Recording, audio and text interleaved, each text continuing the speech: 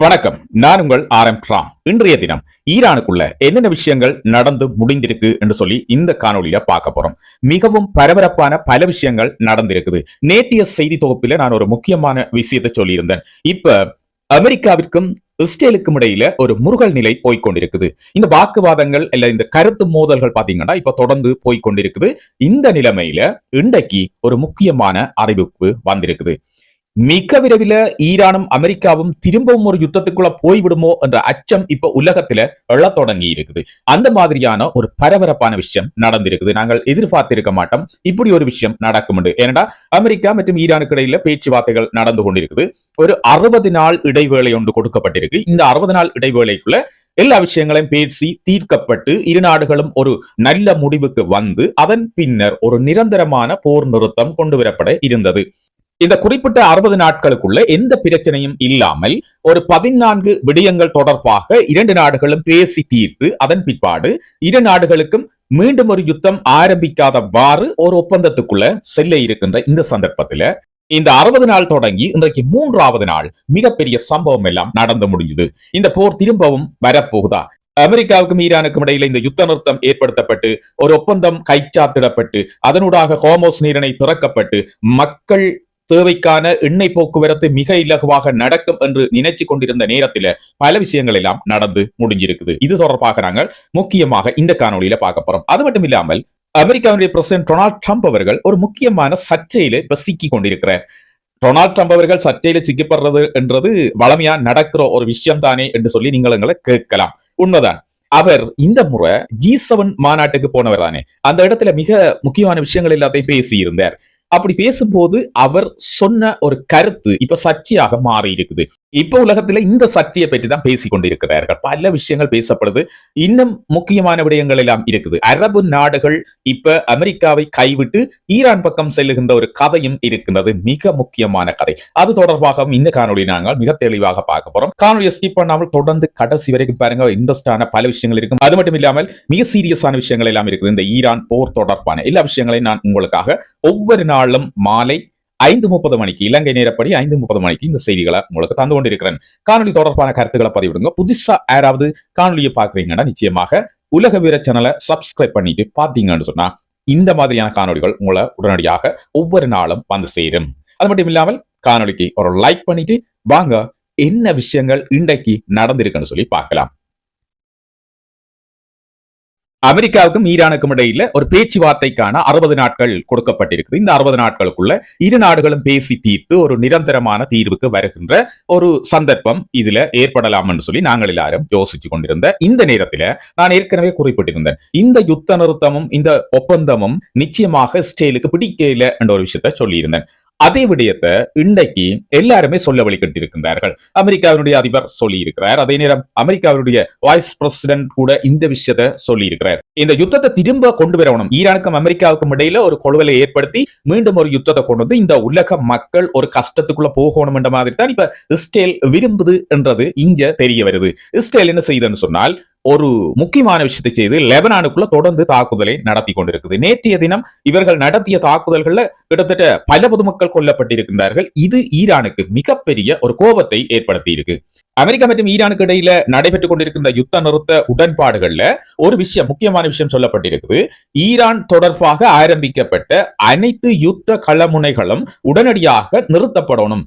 எல்லா யுத்த முனைகளையும் நடந்து கொண்டிருக்கிற சண்டைகள் உடனடியாக நிறுத்தப்படணும் என்று சொல்லப்பட்டிருக்கு. இந்த ஈரானுக்கு சார்பாக இல்ல ஈரான் தொடர்பாக ஆரம்பிக்கப்பட்ட யுத்த களமுனை தான் லெபனான்ல இப்ப இஸ்ரேல் நடத்தி கொண்டிருக்கிற களமுனை. அதையும் உடனடியாக நிப்பாட்டணும் சொல்லிதான் இப்ப சொல்லப்படுது. ஆனாலும் யாருடைய கதையையும் காதில கேட்காமல் இஸ்ரேல் என்ன செய்யுதுன்றா தொடர்ச்சியாக லெபனான் மீது தாக்குதலை நடத்தி கொண்டிருக்குது.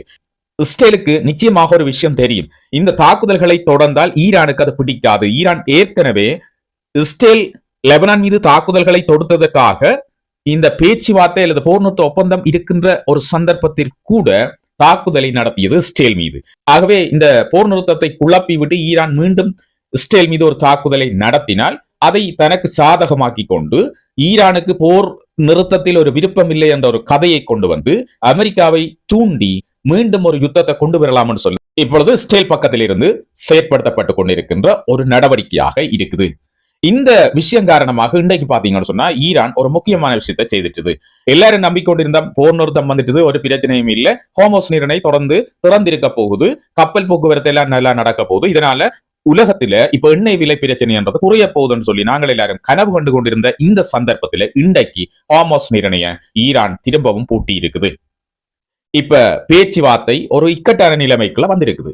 அமெரிக்கா ஒன்றுமே செய்ய முடியல. ஏற்கனவே அமெரிக்கா மற்றும் ஈரானுக்கு இடையிலான இந்த புரிந்துணர்வு ஒப்பந்தத்தில் சொல்லப்பட்டிருக்கிற விஷயம் ஒன்று. இதுல சொல்லப்பட்டிருக்கின்ற 14 நிபந்தனைகள்ல ஏதாவது ஒரு நாடு மீறும் என்று சொன்னால், இந்த பங்கு பற்றி கொண்டிருக்கிற இரு நாடுகளை ஏதாவது ஒன்று மீறும் என்றால் நிச்சயமாக இந்த ஒப்பந்தம் குழம்பும் என்று, இந்த போர் நிறுத்தம் குழம்பும் என்று சொல்லி இருந்தார்கள். அதுக்கேற்ற மாதிரி தான் இப்ப நடந்திருக்குது.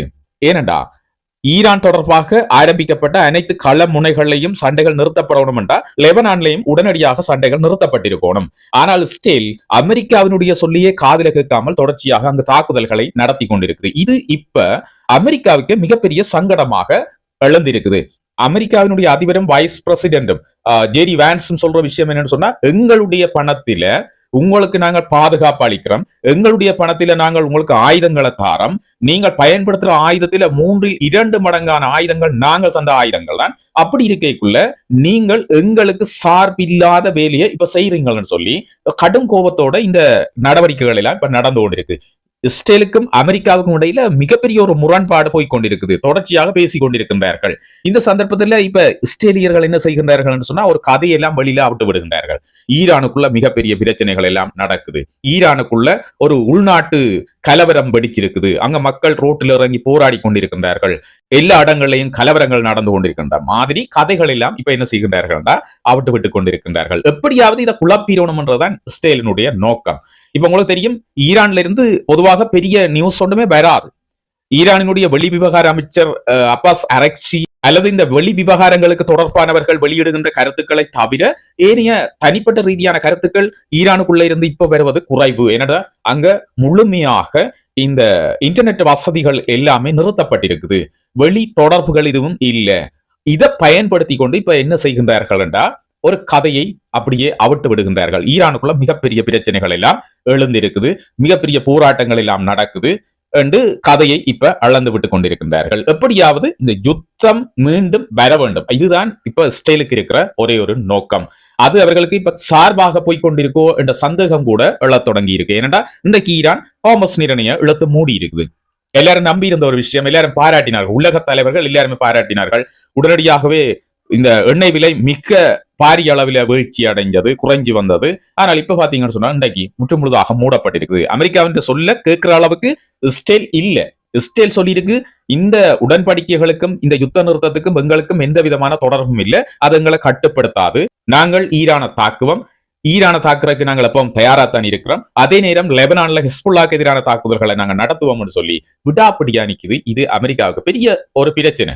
என்னடா இந்த யுத்த நிறுத்தத்தை எப்படியாவது கொண்டு போகணும், அதுல ஒரு ஒப்பந்தத்தை செய்யணும், ஈரான் அந்த ஒப்பந்தத்துல சைன் பண்ண வைக்கணும், அதனூடாக ஒரு வெற்றிய உலக மக்களுக்கு தான் காட்டணும்னு சொல்லி அமெரிக்காவின் பிரசிடென்ட் யோசிச்சு கொண்டிருக்கிறார். இப்ப கிட்டடியில வரப்போகிற ஒரு இடைக்கால தேர்தலில் அவர் மிகப்பெரிய வெற்றியை அடையணும் என்று சொன்னால், ஈரான் யுத்தம் தன்னுடைய சார்பாகத்தான் இப்ப இருக்குது, தான் வென்றிருக்கிறேன், தான் இந்த யுத்தத்துல தோற்கடிக்கப்பட இல்லை அல்லது தோற்க இல்லைன்னு சொல்லி ஒரு விஷயத்த இந்த அமெரிக்க மக்களுக்கு சொல்லணும்.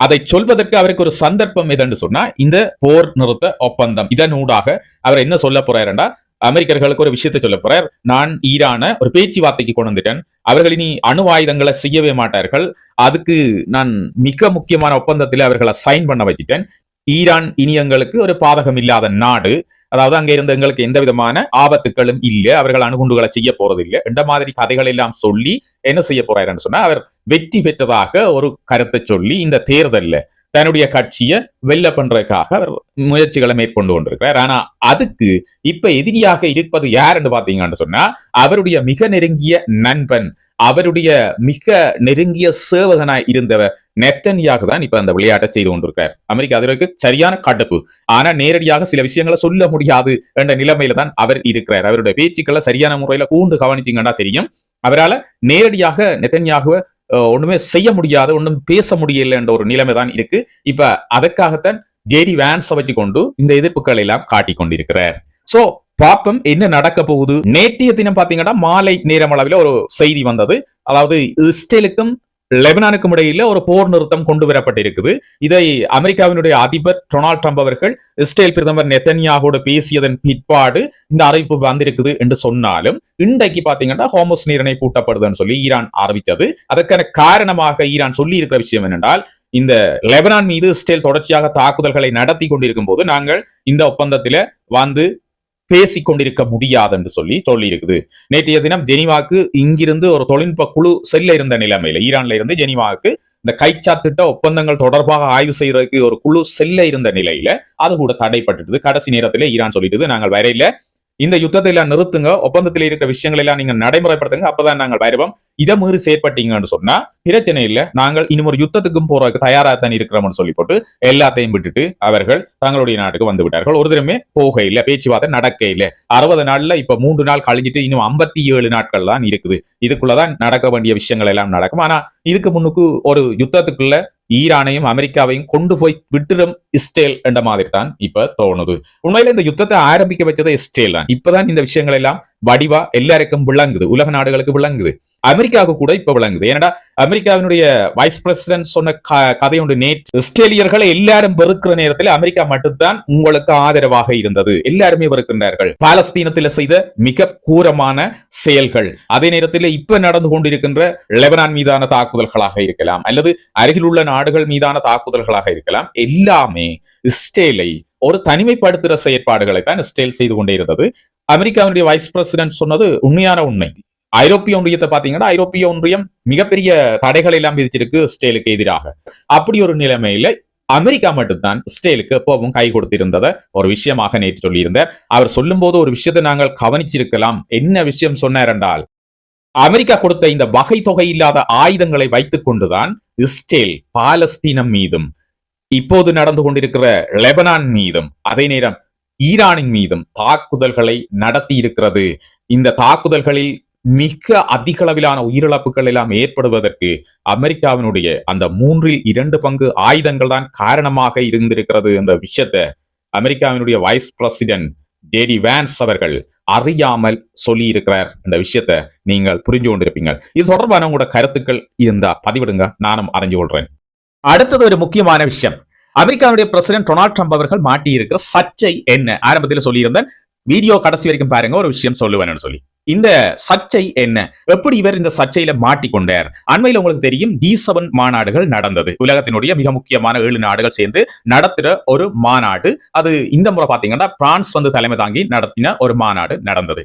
இந்த மாநாட்டுக்கு அமெரிக்காவினுடைய பிரசிடென்ட் டொனால்ட் ட்ரம்ப் அவர்களும் போயிருந்தார். போகைக்குள்ளே ஒரு முக்கியமான விஷயம் நடந்தது. அமெரிக்காவினுடைய அதிபர் டொனால்ட் ட்ரம்ப் அவர்கள் அந்த மீட்டிங்குக்கு கிட்டத்தட்ட 1 hour லேட்டா தான் போனார். போன உடனே உள்ள நுழைஞ்ச உடனே என்ன சொல்றாருன்னு சொன்னார், ஐ ஆம் த பாஸ் என்று சொல்றார் எல்லா உலக தலைவர்களையும் பார்த்து. அதாவது நான் தான் பாஸ், அப்படின்னா நான் தான் உலகத்துக்கே பெரிய ஆள் என்ற மாதிரி ஒரு வார்த்தையை சொல்லிட்டு சிரிச்சு கொண்டு இருக்கிறார். இப்ப அது சர்ச்சையில இந்த மீட்டிங் முடிய வெளியில வந்து இப்ப ஒரு கருத்தொண்ட சொல்லி இருக்கிறார். இதுதான் இப்ப சர்ச்சையில மாட்டி இருக்குது. என்ன கருத்து சொல்லி இருக்கிறாருன்னு சொன்னா, உங்களுக்கு தெரியும், இத்தாலியினுடைய பிரைம் மினிஸ்டர் இவர் ஜோர்ஜியா மெலோனி என்று சொல்லப்படுறோம். உங்களுக்கு வழியா தெரியும், ஒரு மிடுக்கான ஆள், சில ஒரு நல்ல முடிவுகளை எடுக்கக்கூடிய ஆள், எதுக்கும் பயப்பட மாட்டா. இஸ்ரேலுக்கு எதிரான பல முடிவுகளை அவ எடுத்திருக்கிறார். பாலஸ்தீனத்துக்கு எதிராக இஸ்ரேல் செய்த தாக்குதல்களை எல்லாம் நேரடியாக எதிர்த்திருக்கிற ஒரு ஆளா அவ இருக்கிறார். இஸ்ரேல் பாலஸ்தீனம் மீது தொடர்ந்து தாக்குதல்களை நடத்துவது தவறு என்று சொல்லி நேரடியாக சொல்லி வருகின்ற ஒருவராக அவ இருக்கிறார். அது மட்டும் இல்லாமல் இஸ்ரேலினுடைய பிரதமர் நெத்தன்யாகு அவர்கள் ஒரு முறை கை கொடுப்பதற்கு சென்ற போது அவருடைய முகத்தை கூட பார்க்காமல் திரும்பி சென்ற ஒரு உலக தலைவராக இந்த இத்தாலியினுடைய அதிபர் மெலோனி அவர்கள் இருக்கிறார். மிடுக்கான முடிவுகளை எடுக்கக்கூடிய ஒருவர். இப்ப என்ன நடந்திருக்குன்னு சொன்னா, இந்த மீட்டிங்ல G7 மாநாட்டில இத்தாலியும் கலந்து கொள்ளும், இத்தாலியும் இதுக்குள்ள இருக்கிறபடியா கலந்து கொள்ளும். இப்ப மெலோனி அவர்களும் அதுல கலந்து கொண்டவா.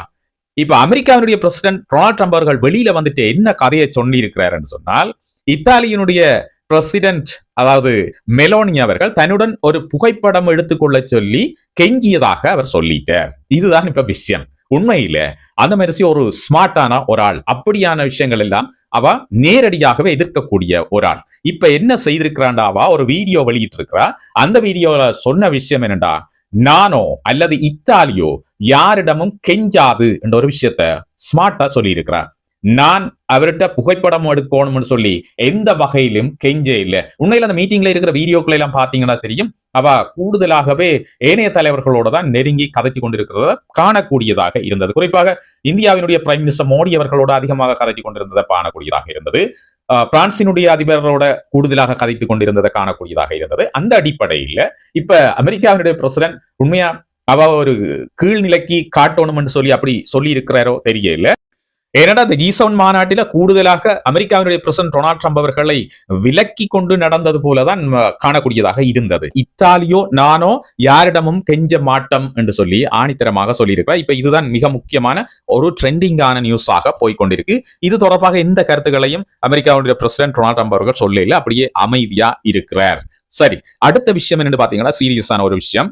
இப்ப வளைகுடா நாடுகள்ல தொடர்ச்சியாக யுத்தம் நடந்துதானே. இந்த யுத்தத்துல இப்ப ஒரு போர் நிறுத்தம் கொண்டுவரப்பட்டிருக்குது ஈரானுக்கும் அமெரிக்காவுக்கும் இடையில. சரி, இப்ப என்னண்டா நிலைமைகள் மாறிக்கொண்டு போகுது. இவ்வளவு காலமும் அமெரிக்காவுக்கு சார்பாக இருந்த வளைகுடா நாடுகள் எல்லாம் மெல்ல மெல்ல இப்ப ஈரானை நோக்கி நகர வலிக்கிட்டு இருக்கிற ஒரு ரகசியமான தகவலும் கிடைத்திருக்குது. ஈரானை கோவித்துக் கொண்டு அல்லது ஈரானோட பகமை சாதிச்சு கொண்டு எப்படி இந்த பிரதேசத்துல மற்ற நாடுகள் பாதுகாப்பாக இருக்க முடியும்? ஒரு உலகத்தினுடைய வல்லரசையை எதிர்த்து நின்ற ஈரானை வெறுத்து ஈரானோடு பகமை சாதிச்சு கொண்டு எப்படி அயல் நாடுகளாக இந்த நாடுகள் இருக்க முடியும் என்ற எண்ணங்கள் இவர்களுக்கு வந்திருக்கலாம் என்று நான் நினைக்கிறேன். அந்த அடிப்படையில் இவர்கள் என்ன செய்கின்றார்கள் என்றால், அமெரிக்காவுக்கு தெரியாமல் மிக ரகசியமாக ஈரானோடு இப்பொழுது பேச தொடங்கி இருக்கின்றார்கள். நாங்கள் எல்லாரும் உங்களோட நிக்கிறோம் என்ற மாதிரி இப்ப கதை போய்கொண்டிருக்குது. ஏனென்றா ஈரான் மிடுக்கா நிக்குது. சண்டை கண்டாலும் நாங்கள் ரெடி, நீங்க வாங்க வந்து மோதி பாருங்க. ஏற்கனவே ஒரு முறை மோதி பார்த்து முடியாதுன்னு தான் இப்ப பேச்சுவார்த்தைக்கு போயிருக்கிறீங்க. இன்னும் ஒரு முறை மோத போறீங்கன்னா வாங்க, பிரச்சனை இல்லை என்ற மாதிரியான கருத்துக்கள் தான் இப்ப போய்கொண்டிருக்குது. பொறுத்திருந்து பார்ப்போம் அடுத்து வருகின்ற நாட்கள்ல என்னென்ன விஷயங்கள் எல்லாம் நடக்க போகுது. இப்ப மிக டென்ஷனான நாட்களாகத்தான் நகர்ந்து கொண்டிருக்கு. ஏன்னா ஹோர்முஸ் நீரிணை பூட்டப்படுற அளவுக்கு இப்ப போயிருக்கு இந்த யுத்த நிறுத்தம். ஹோர்முஸ் நீரிணை பூட்டியதால தான் இவ்வளவு காலம் இந்த யுத்தங்கள் எல்லாம் தொடர்ச்சியாக நடந்து கொண்டிருந்தது. இப்ப பாத்தீங்கன்னா மீண்டும் அதே விஷயம் நடக்க வலிக்கிட்டு இருக்குது. இது இப்படியே மாறி மாறி கடைசியில ஒரு யுத்தத்தில தான் கொண்டு முடிய போதோ, இப்ப இஸ்ரேலினுடைய அந்த தந்திரமான செயற்பாடுகளுக்கு ஒரு தீனி கிடைக்க போகின்றதோ என்ற நிலைமைதான் இப்ப மத்திய கிழக்குல வளைகுடா நாடுகள்ல இருக்கிற விடயமாக இருக்குது. உங்களுக்கு இது தொடர்பான என்ன கருத்துக்கள் இருந்தாலும் பதிவிடுங்க, நானும் மற்றவர்களும் எல்லோரும் தெரிஞ்சு கொள்ளலாம். மீண்டும் ஒரு புதிய உலக விவர செய்தி தொகுப்போடு உங்கள் அனைவரையும் சந்திக்கிறேன். இதுவரை என்னோடு இணைந்திருந்த அனைவருக்கும் எனது நன்றிகளும் வாழ்த்துக்களும். மீண்டும் ஒரு புதிய உலக விவர செய்தி தொகுப்போடு உங்களை சந்திக்கும் வரை விடைபெறுகிறேன். நன்றி, வணக்கம்.